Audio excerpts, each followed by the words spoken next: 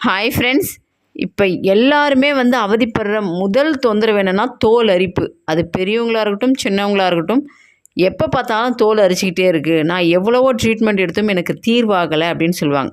அப்போ நம்ம உள் உறுப்பு நம்மகிட்ட என்ன பேசுது அப்படின்னா, நுரையீரல் ரொம்ப ஹீட் ஆயிடுச்சு, அல்லது சிறுநீரகம் ஹீட் ஆயிடுச்சு, அல்லது நம்மளுடைய இருதயம் ஹீட் ஆயிடுச்சின்னு பேசுகிற மொழி தான் தோல் அரிப்பு.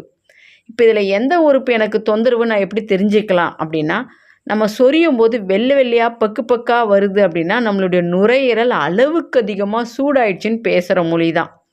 இப்போ இந்த வெள்ளை வெள்ளையாக பக்கு வருது அப்படின்னா அவங்க கம்பல்சரி ஸ்வீட்டை கட் பண்ணிவிட்டு நிறைய மிளகு, சின்ன வெங்காயம், இஞ்சி, அதாவது காரச்சாரமாக உணவை சாப்பிட ஆரம்பிங்க. அதுவே என்னுடைய தோல் அரிக்க அரிக்க எனக்கு சிவப்பு சிவப்பாகுது அப்படின்னா நம்மளுடைய இருதயம் அளவுக்கு அதிகமாக சூடாயிடுச்சின்னு பேசுகிற மொழி தான்.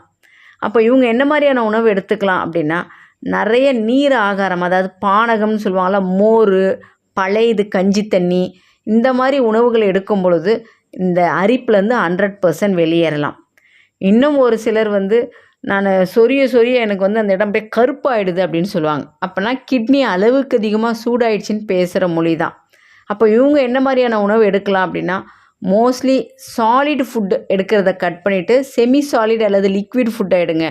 நிறைய நீர் ஆகாரம், அதாவது புடலங்காய், சொரக்காய், பீர்க்கங்காய், இந்த மாதிரி நீர் காய்கறிகளை நம்ம உணவில் சேர்க்க சேர்க்க கிட்னி பலப்படும். ஸோ எந்த உறுப்பு ஹீட்டாக இருந்தாலும் சரி, அதாவது தோல் அரிப்பு இருக்கிறவங்க கம்பல்சரி பஸ்திரிக்கா பயிற்சி, பிராண பயிற்சி செஞ்சுக்கிட்டே வாங்க. மேலும் தோலில் தினமுமே செக்கு தேங்காய் எண்ணெயை அப்ளை பண்ணிக்கிட்டே வாங்க. இந்த அரிப்புலேருந்து 100% வெளியேறலாம்.